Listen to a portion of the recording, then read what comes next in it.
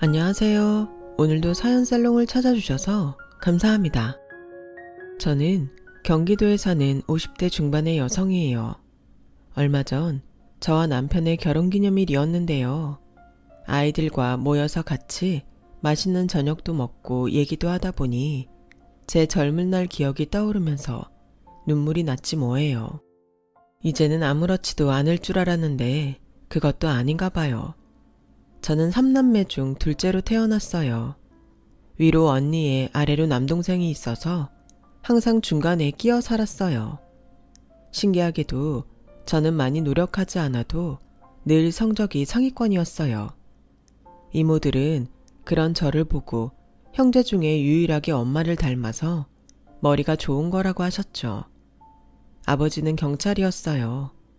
동네 순찰을 도는 순경으로 시작해서 제가 초등학교 6학년 때 형사가 되셨어요.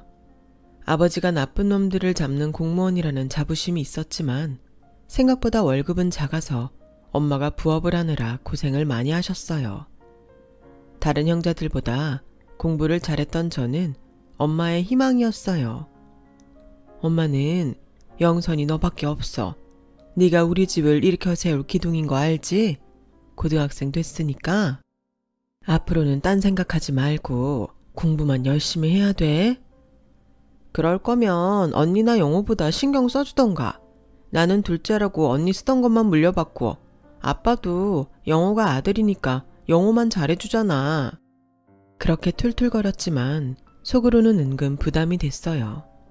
내가 성적이 떨어져서 엄마 아빠가 실망하면 어쩌나 싶었던 거죠. 고등학교 들어가서 첫 중간고사 때 반에서 2등을 했어요. 학교에서 수업하는 거랑 집에 와서 복습만 좀 신경 써서 했는데 그런 성적이 나왔으니 집에서도 다들 놀라더라고요. 그러자 어느 날 언니가 학교 앞까지 찾아와서 저녁을 사줬어요. 보충 수업을 하느라 밤 10시까지 학교에 있는 날이었죠. 영선이 너 둘째라서 엄마 아빠가 관심 안 준다고 불만 많지? 그 관심 이제부터 내가 줄게. 이래봬도 언니 대학생이잖아. 알바해서 용돈도 충분하니까 가끔 밥도 사고 학원비도 줄게. 말이라도 고맙네 뭐. 섭섭한 건 사실이지만 괜찮아. 그래도 요새는 엄마가 신경 많이 써줘서 많이 풀렸어. 남동생도 제가 공부하는데 신경 쓰일까봐 거실에서 TV도 안 보겠다더군요. 모두들 저한테 거는 기대가 크다는 게 피부로 느껴졌어요. 저도 가족들을 실망시키고 싶지 않았기 때문에 그때까지 하던 것과는 다르게 집중해서 공부했죠. 아침에도 다른 애들보다 30분 일찍 가서 공부하고 자율학습이 없는 날에는 영어 수학학원에 가서 공부를 했어요. 집에 와서도 새벽 1시 반까지는 문제도 풀고 예습도 했고요. 저는 금세 전교 5등 안에 들게 되었고 그때부터 3학년 때까지 담임선생님들은 저를 특별 관리하며 신경을 쓰셨어요. 아버지는 제가 법대에 가서 검사나 변호사가 되기를 바라셨어요. 내가 일하면서 진짜 부러운 사람들이 검사거든. 우리 딸이 그런 사람이 되면 맨날 큰 소리 치고 다닐 거다. 그런 소리 말아요. 맨날 영어만 감싸던 사람이 이제 와서 딸내미 인생에 간섭하려고 그래? 영선아, 돈 잘 버는 게 최고야. 돈 잘 버는 과로 가. 뭐냐, 경제 이런 거. 무슨 소리야. 검사 됐다가 변호사 개업하면 돈을 얼마나 많이 버는데. 부모님은 매일 티격태격 하셨고 저는 고민 끝에 경제학과에 가기로 했어요. 저는 법이 딱딱하다고 생각했고 법률을 놓고 다투는 것도 잘 못할 것 같았거든요. 제가 명문대 경제학과에 합격하자 엄마는 너무 좋아서 동네 잔치를 하셨어요. 하루 종일 집문을 열어놓고 떡이며 국수며 잡채며 고기까지 엄청나게 음식을 만들어서 지나가는 사람들한테 다 나눠주셨어요. 아버지도 경찰서 동료들에게 술을 사셨다더라고요. 영선아, 진짜 고맙다. 아빠를 이렇게 으슥하게 만들어줘서 너무 고마워. 검사 변호사 아니면 어떠냐? 내 딸이 명문대 경제학과에 합격했는데 라며 저한테 용돈을 두둑하게 주셨어요. 언니와 남동생도 저한테 선물을 사주며 축하해줬고요. 그렇게 저의 대학 생활은 모두의 박수를 받으며 시작됐어요. 학교 생활은 재밌었어요. 그때까지는 몰랐던 자유로움도 느꼈고 미팅, 소개팅도 많이 했어요. 그러다가 대학교 2학년 때 좋아하는 남자를 만나게 됐어요. 친구 소개로 만났는데 저희 학교만큼은 아니었지만 괜찮은 대학에 다니고 있었고 군 제대를 하고 복학을 앞둔 사람이었죠. 저 다음에 또 만나줄 거죠? 원래 소개팅은 한 번 더 만나는 게 예의라고 하는데 저는 예의 말고 진심이거든요. 다음 주 시간 어때요? 라며 적극적으로 다가왔어요. 저는 얼굴도 괜찮고 키도 큰 그 사람한테 호감을 느꼈고 좋다고 했어요. 그때부터 저는 대학 내내 그 사람과 사귀었어요. 남친이 가끔 제 알바도 소개해줬기 때문에 용돈을 받지 않아도 충분했어요. 학점도 떨어지지 않게 관리를 잘했기 때문에 장학금도 받았고요. 남친은 어릴 때부터 강남에서 자란 부잣집 아들이었어요. 강북 변두리에 살았던 저는 그런 남친이 부러울 때도 있었고 가끔 문화적 차이를 느끼기도 했어요. 아버지가 의사이고 어머니는 성악을 전공했다는데 부모님이 해외여행을 가신다는 얘기를 할 때마다 저희 엄마 아빠가 떠올랐어요. 평생 우리 키우느라 고생만 하시고 제대로 누려보지 못하고 사셨는데 저렇게 편하게 사는 사람들도 있구나 하고 좀 자격지심이 들 때도 있었죠. 그렇기 때문에 남친과 결혼은 어려울 거라고 생각하고 있었어요. 저도 그런 생활을 해보고 싶은 마음이 있었지만 어쩐지 저하고는 안 맞을 것 같기도 했었거든요. 하지만 남친은 제가 대학을 졸업하고 회사에 들어가자 바로 저한테 결혼을 하자고 프로포즈를 하더라고요. 남친은 유명한 과학연구단지에서 일하고 있었어요. 너 졸업하는 것만 기다렸어. 우리 진짜 잘 통하잖아. 마음도 잘 맞고. 어디서 또 이런 사람 만나겠나 싶어. 오빠 같은 집안이면 비슷한 집안끼리 선도 많이 본다던데 왜 굳이 나하고 결혼하려고 해? 부모님이 뭐라고 하지 않아? 내가 결혼하는 거지. 우리 엄마 아빠가 하는 거 아니잖아. 넌 무슨 젊은 애가 노인네 같은 소리만 하냐? 혹시 나 말고 딴 남자 있어? 그런 게 아니고 난 현실적인 걸 말하는 거야. 아무래도 우리 집이 딸리니까 이런저런 생각 안 할 수가 없잖아. 걱정하지 마. 내가 결혼하겠다는데 누가 뭐라고 해. 너 나 싫은 거 아니면 됐어. 결혼하자. 라며 밀어붙였고 저도 남친과 헤어지고 싶지 않았기 때문에 프로포즈를 받아들였어요. 저와 남친은 각자 자기 집에 결혼 얘기를 하기로 했어요. 저희 집은 조금 부담스러워하는 분위기였어요. 언니가 결혼한 지 얼마 안 돼서 경제적인 문제도 좀 있었지만 그것보다는 남자 집이 너무 잘 사는 게 걸렸던 거죠. 물론 네가 승훈이하고 오래 사귄 것도 알고 승훈이가 착하고 좋은 애라는 거 엄마 아빠도 잘 알지. 근데 결혼은 다른 문제야. 걔네 집이 좀 잘 사니? 물론 네가 부잣집에 가서 편하게 잘 살면 좋지만 우리 집하고 너무 차이가 나잖아. 승훈이네 집에서 찬성을 한다고 해도 네가 너무 꿀리는 결혼은 안 했으면 좋겠다. 결혼은 네 언니처럼 평범하고 자기 능력으로 먹고 사는 사람하고 하는 게 나아. 나도 그런 거 다 생각해 봤어. 근데 오빠도 나 많이 좋아하고 나도 그래. 오빠 나랑 헤어질 생각 없대. 우리 생각은 확고해. 그러니까 엄마도 아빠도 그냥 응원해주면 안 돼? 라고 하자 엄마 아빠는 할 수 없이 허락을 했어요. 하지만 예상했던 대로 남친 집은 쉽지 않았어요. 특히 남친 어머니 반대가 엄청나게 심했죠. 제가 인사를 드리러 가기도 전에 남친은 거의 집에서 쫓겨나다시피 했고 저는 친구 자취방으로 피신 간 남친을 만나서 인사드리러 가는 걸 좀 늦추자고 했어요. 내가 다음 주까지는 어떻게든 허락을 맡을게. 너무 걱정하지 마. 엄마도 영선이 너 보면 마음 달라지실 거야. 우리가 진심을 보여주면 통하게 돼 있어. 남친은 좀 유약하긴 해도 순수하고 좀 소년 같은 데가 있는 게 장점이었지만 저희 결혼 문제에 있어서 그러는 건 위험하다는 걸 그때는 몰랐어요.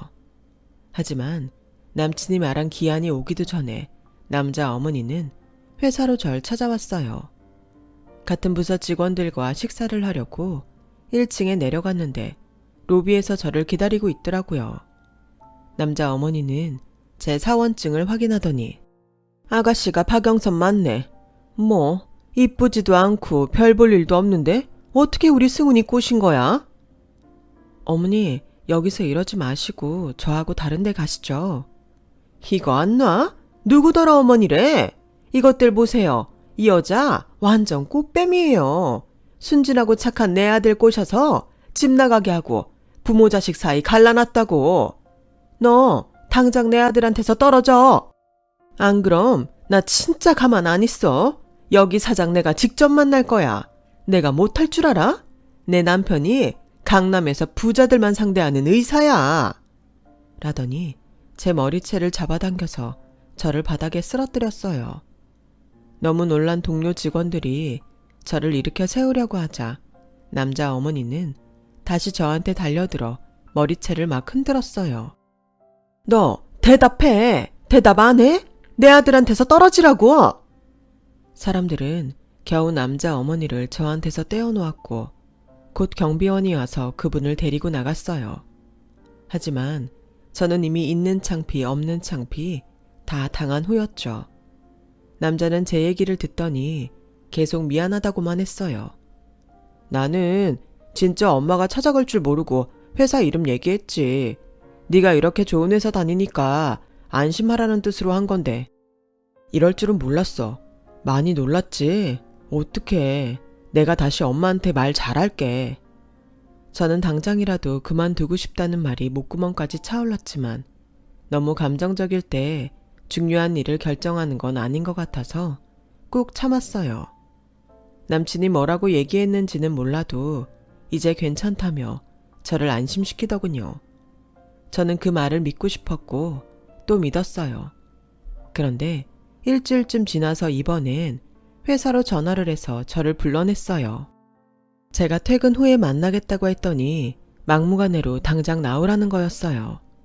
저는 어쩔 수 없이 상사한테 집안에 중요한 일이 생겼다고 사정해서 겨우 회사를 나왔어요.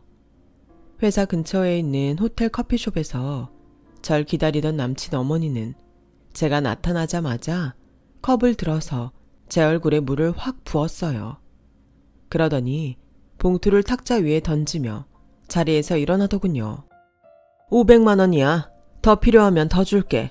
너는 그것만 받아도 감지덕지잖아. 네가 우리 아들 붙잡고 안 놔주면 몇 억이라도 줄 줄 알았어? 우리 그렇게 만만한 집 아니야? 내 아들 곱게 키워서 우리 집처럼 편안하고 정상적인 집 여자 만나라고 내가 얼마나 정성을 들였는데 감히 너 따위가 중간에서 내 아들을 가로채려고 해? 세상에, 집안이 거지 같으면 본인이 변호사나 검사, 의사 이런 사자라도 붙어야지. 내가 살다 정말 별꼴을 다 보네. 라더니 바로 나가버리더군요. 저는 그날 퇴근 후 바로 남친을 만나서 봉투를 돌려줬어요. 나 이런 거 바라고 오빠 만나는 거 아니고 팔자 펴보겠다고 결혼한다는 거 아니야. 오빠도 잘 알잖아. 내가 결혼 얼마나 부담스러워했는지. 근데 오빠 어머니는 그런 거 잘 모르시는 것 같더라. 내가 아무리 얘기해도 엄마가 안 믿으셔. 그게 다 나를 꼬여내려고 그런 식으로 말하는 거라고. 난 아무리 힘들어도 오빠만 괜찮다면 좀 더 참아볼 수 있어. 라는데 오빠가 전과 다르게 고개를 숙인 채 우물쭈물 하더라고요. 엄마가 내 월급 통장 빼앗아 가셨어. 내 차키도 가져가 버리고 나도 지금 할 수 있는 게 아무것도 없다. 남친은 처음으로 제 앞에서 무기력한 모습을 보였어요. 저한테 전처럼 똑부러진 말 한마디 못하고 그냥 돌아서는데 처음으로 남친의 심성을 의심하게 되더군요. 그리고 정말 끔찍한 일이 터졌어요. 남자 어머니가 아빠가 있는 경찰서를 찾아가서 나이 다 먹도록 승진도 못하고 무궁화도 못단 말단 형사가 감히 의사집 아들을 사위로 넘봐? 이것들이 가만 보니 가족 사기단이야. 당장 내 앞에서 꽃뱀 딸내미 단속 잘하겠다고 각서 안 쓰면 내가 경찰서장이 아니라 경찰청장까지 찾아갈 테니까 그렇게 알아! 라며 난리를 쳤다는 거였어요. 아빠는 핏기 없는 얼굴로 제 손을 잡으며 영선아, 아빠는 무슨 소리 들어도 괜찮은데 널 모욕하는 건 참을 수 없다. 그 자리에서 고소하고 싶었는데 그랬다가 너한테 또 무슨 짓을 할지 몰라 참았어. 그만 이쯤에서 정리해라. 난 네가 마음고생하는 거 보고 싶지 않다. 라고 하셨고 저는 혼자 결정할 일이 아니라 남친에게 전화를 했어요. 그런데 그날 밤 늦게까지 수십 통을 하는데도 전화를 받지 않더라고요. 어쩔 수 없이 늦은 시간에 남친이 있던 친구 자취방을 찾아갔어요. 승훈이 며칠 전에 집에 들어갔는데 몰랐어요? 걔 돈 없으면 못 사는 애예요. 근데 엄마가 그걸 다 끊어버렸으니 자기도 못 참는 거죠. 솔직히 제 친구라 바른 말 못했는데 헤어지는 게 나아요. 내 친구지만 너무 어린 데가 있어서 결국 지 엄마 뜻 못 거스를 거예요. 저는 정말 맥이 탁 풀렸어요. 그렇게 저한테 무너지지 말고 끝까지 가자고 하더니 차 뺏기고 통장 뺏기니 바로 엄마 말대로 하겠다며 집에 들어갈 줄 몰랐거든요. 저는 마지막으로 뭐라고 하는지 한마디라도 들어야 됐어요. 그래서 끈질기게 연락을 했고 결국 거의 한 달 만에 남자를 만났어요. 내가 연락 안 받으면 끝난 줄 아는 거 아니었어? 이렇게 굳이 보려고 하는 이유가 뭐야? 오빠가 언제 끝내자는 말 했어? 맺고 끊는 게 분명해야지. 그런 거야. 둘 다 껄끄럽지 않을 때나 하는 거지. 그래 끝내자. 됐지? 오빠 정말 마지막에 이렇게밖에 못해? 나도 할 만큼 했잖아. 그런데 안 되는 걸 어떡해. 나 이번에 알았는데 난 압구정동 벗어나선 못 살겠더라. 그래서 너랑도 자신이 없어졌고 내가 너무 쉽게 생각했나 봐.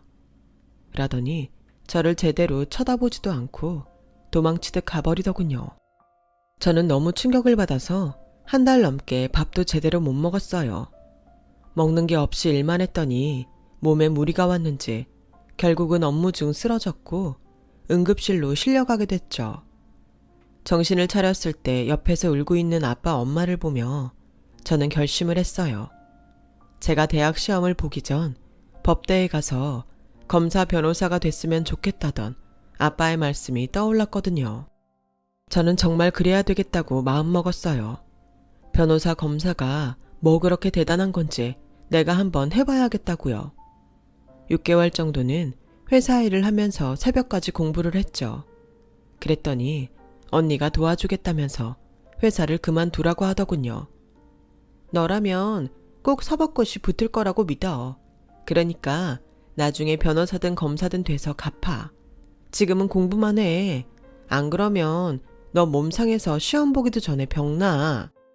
고마워 언니. 내가 진짜 꼭 붙어서 우리 집 기둥 역할 할게. 언니는 제가 이미 집의 기둥이라고 했고 다른 가족들도 그렇게 말했어요. 그 후 저는 가족들의 응원 덕에 2년 반 만에 사법고시에 합격했고 사법연수원도 괜찮은 성적으로 마쳤어요. 저는 대학 선배의 연결로 회사 합병 관련 소송을 많이 하는 변호사 사무실에 들어가게 됐어요. 제가 경제학과를 나왔기 때문에 그쪽 관련해서 다른 사람들보다 잘할 거라고 생각한 것 같았어요. 저도 그 기대를 저버리지 않기 위해 며칠 밤을 새우며 첫 소송을 열심히 했고 그 결과 승소할 수 있었어요. 정말 보람 있었고 제 스펙에도 큰 도움이 됐죠. 저는 3년간 그 사무실에서 일을 하며 제 승률을 쌓아갔어요. 그러다가 제가 소송을 맡았던 어느 회사의 임원과 사귀게 됐고 결혼을 약속하게 됐죠. 이전에 집안 때문에 험한 꼴을 본 상처가 있었기 때문에 조심스러웠는데 남자는 자기도 평범한 집에서 자랐다며 저를 안심시켰어요. 저희 부모님은 새벽 시장에서 과일 팔면서 저 키우셨어요. 우리 집보다는 영선 씨 집안이 더 좋을 것 같은데요. 남자 부모님도 저를 좋게 봐주시고 따뜻하게 대해주셨어요. 저희 집에서도 좋은 남자를 만난 것 같다며 안도했고요.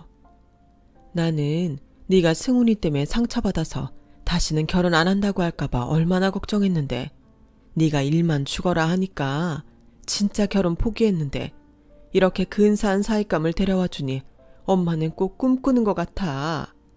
라며 눈시울을 붉히시는데 저 때문에 엄마까지 마음고생한 것 같아. 너무 죄송한 마음이 들었어요. 엄마뿐 아니라 아빠, 언니, 남동생까지 모두에게 고맙고 미안했어요. 그렇게 저희 결혼은 순조롭게 준비를 시작했고 저희 사무실은 다른 사무실과 합쳐서 대형 로펌이 될 준비 중이었어요. 여러 가지로 바빠서 정신이 없는 그때에 갑자기 생각지도 못한 손님이 저를 찾아왔어요. 바로 전 남친의 어머니였어요. 그 사람 어머니는 제 머리끄댕이를 잡고 할 말 못할 말 했던 사람이었다고는 믿기지 않을 만큼 불쌍해 보일 정도로 제 앞에서 두 손을 모으고 있었어요. 하지만 당한 게 있는 저는 그런 것도 가식적으로 보였어요. 내가 갑자기 찾아와서 놀랐겠지만 너무 예전 일로 선입견 갖고 보지 않았으면 좋겠어. 친구들 모임 나갔다가 남편이 변호사인 애가 이번에 사무실 합치는데 거기에 네가 있다고 하더라고. 처음에는 내가 아는 사람이 맞나 했는데 맞더라. 정말 그동안 아주 잘 살았구나 했지. 제가 할머니한테 잘 살았네 못 살았네 얘기 들을 이유가 없는데요. 그래서 용건이 뭔데요? 라며 차갑게 말하자 남자 어머니는 움찔하더라고요. 그게 우리 승훈이가 몇 개월 전에 이혼을 했어. 잘 살 거라고 생각해서 붙여준 인연인데 아니었나 봐. 애가 너무 충격을 받고 힘들어해서 내 판단이 잘못됐구나 후회가 되더라고. 그래서 말인데 우리 승훈이하고 다시 만나면 안 될까? 너도 우리 아들 좋아했잖아. 싫어서 헤어진 것도 아니고. 라는데 그 뻔뻔함에 기가 막혀 말이 나오지 않더라고요. 택도 없는 소리 하지 마시고 돌아가시죠. 까놓고 말해서 할머니가 제가 변호사 안 됐으면 여기까지 찾아와서 자기 아들 만나달라고 했겠어요? 제가 전처럼 평범하게 회사 다니고 있었으면 쳐다도 안 봤을 거 아니에요. 본인이 뻔뻔하다는 생각 안 들어요? 나야 그럴 수 있지. 안 그래? 어떤 부모가 내 자식이 한참 떨어지는 여자랑 결혼한다는데 그걸 찬성하겠어. 너가 그건 이해해야 돼. 솔직히 너도 변호사 되고 나니까 눈에 차는 남자 없어서 결혼 안 하고 혼자 사는 거잖아. 사람이 다 그런 거야. 할머니, 그 썩은 사고방식 남한테 강요할 생각 말고 그만 돌아가세요. 저는 다시는 그쪽 집안 사람들 만나고 싶지 않습니다. 그리고 저 결혼해요. 이러는 거 알면 제 남편 될 사람도 불쾌해야 할 거예요. 다시는 안 봤으면 좋겠네요. 라고 안 가려고 하는 남자 어머니를 억지로 보냈어요. 그런데도 그 어머니는 포기하지 않고 자꾸 연락을 했고 저와 사무실에서 번호를 차단하자 이번에는 남자가 저희 집 앞에서 퇴근하는 저를 기다리고 있더라고요. 저희 집을 어떻게 안 건지 그것도 불쾌한데 남자는 눈치도 없이 영선아 정말 오랜만이다. 잘 지냈어? 우리 어디 가서 차라도 마시자. 나 진짜 오래 기다렸어. 그쪽이 지금 얼마나 어이없는지 알아요? 그거 모르면 문제 많은데? 내가 그쪽 보고 반갑다고 하겠어요? 그래, 네 기분 모르는 거 아닌데 지난 일은 그만 잊어도 되잖아. 우리 다시 잘해보자. 나 너 많이 보고 싶었어. 난 꿈에라도 나올까봐 잠잘 때도 걱정했는데 뭘 다시 잘해봐요. 그리고 이젠 암남인데 반말은 하지 마시죠. 너 정말 많이 화났구나. 우리 이러지 말고 대화로 풀자. 라며 제 손을 잡는데 너무 열이 받아서 그 사람을 확 밀쳤어요. 근데 그때 저희 집에서 누가 나오며 남자한테 물을 확 쏟아붓더라고요. 보니까 엄마였어요. 엄마는 마당에 나왔다가 남자가 하는 얘기를 듣고 화가 나서 양동이 가득 물을 받아 물세례를 퍼부었던 거였죠. 이런 천하의 뻔뻔한 인간들을 봤나? 너네는 어떻게 생겨먹었길래 그따위냐? 우리 영선이한테 그렇게 상처를 줘놓고 이제 와서 뭐가 어째? 이제야 좋은 사람 만나서 백년가약 맺으려는 우리 딸 앞길을 막아도 유분수지? 너 오늘 내 손에 죽어봐. 라며 남자한테 달려드는 걸 제가 겨우 막았어요.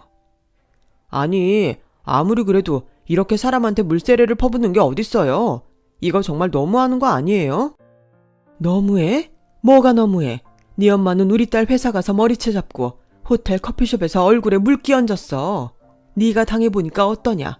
너도 나한테 머리채 잡혀볼 거야? 엄마, 그만해. 이러면 엄마만 손해야. 우리가 못하러 저런 인간 말종들하고 똑같은 사람 돼야 돼.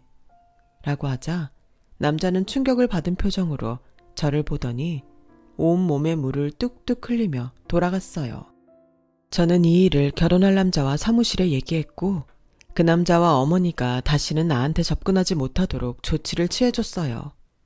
전 남친은 저와 헤어지고 1년 있다가 결혼을 했지만 3년 정도 산 후에 여자가 못 살겠다며 이혼 요구를 했다더군요. 게다가 그 사람 아버지 병원도 의료사고가 나는 바람에 나쁜 소문이 퍼져서 환자가 많이 줄었다고 해요. 그러다 보니 그 어머니는 자기 아들한테 좋은 여자를 소개시켜 줄 수 없었다고 하네요. 그렇다고 자기가 그렇게 모욕을 줬던 저한테 올 생각을 하다니 상식적으로 이해가 되지 않았어요. 저는 그 후 많은 사람들의 축복 속에 결혼을 했고 아들 둘을 낳고 지금까지 행복하게 잘 살고 있답니다. 제 얘기는 여기까지예요. 들어주신 여러분, 다들 좋은 일만 있길 바랄게요. 포기하지 않고 내 인생을 살다 보면 언젠가 꼭 좋은 일이 있다는 걸 제가 경험했기 때문에 여러분도 그럴 거라 믿어요. 좋은 하루 되세요. 여러분, 사연 댓글에 응원과 현명한 조언 부탁드려요. 좋아요와 구독은 저에게 큰 힘이 됩니다. 오늘도 좋은 일 가득하세요.